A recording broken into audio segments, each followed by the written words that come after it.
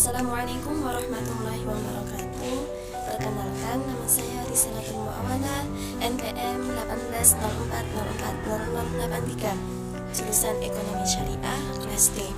Di sini saya akan menjelaskan tentang beberapa apa yang dimaksud dengan akuisisi.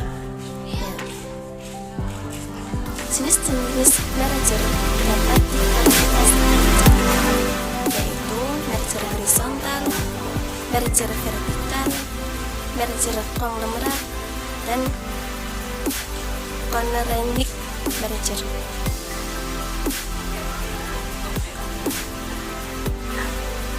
Merger horizontal yaitu apabila suatu perusahaan menggabungkan diri dari perusahaan lain dalam jenis bisnis yang sama dengan tujuan, yaitu mengurangi kompetitor atau untuk meningkatkan efisiensi dalam aktivitas produksi, pemasaran, dan distributor.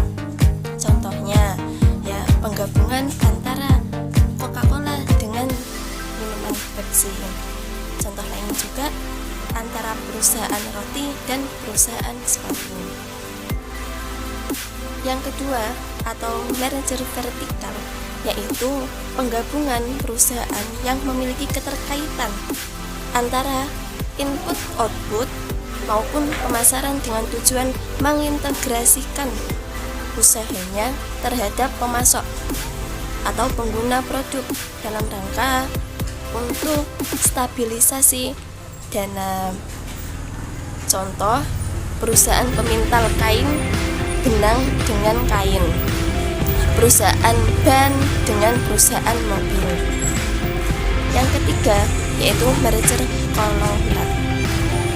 konglomerat, yaitu penggabungan dua atau lebih perusahaan dari industri yang berbeda, sehingga model ini bertujuan untuk mendiversifikasi bidang bisnisnya untuk mengurangi risiko.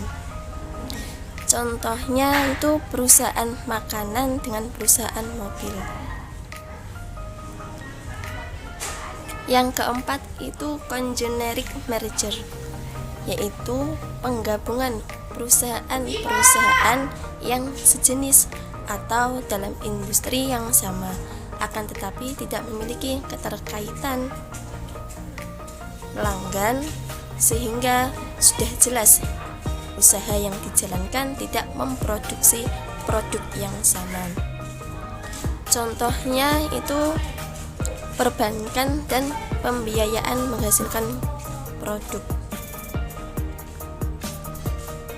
Sedangkan jenis-jenis akuisisi itu dibedakan menjadi dua tipe. Yang pertama akuisisi saham, yang kedua akuisisi aset. Akuisisi saham yaitu terjadi ketika pemilik saham menjual sahamnya kepada pembeli atau pengakuisisi. Jenis akuisisi ini biasanya dilakukan dengan terlebih dahulu melakukan negosiasi dan penawaran dengan pihak manajemen atau dewan direksi perusahaan. Akan menjadi anak perusahaan di mana kewajiban atau hutang yang ada ditanggung oleh pemilik baru.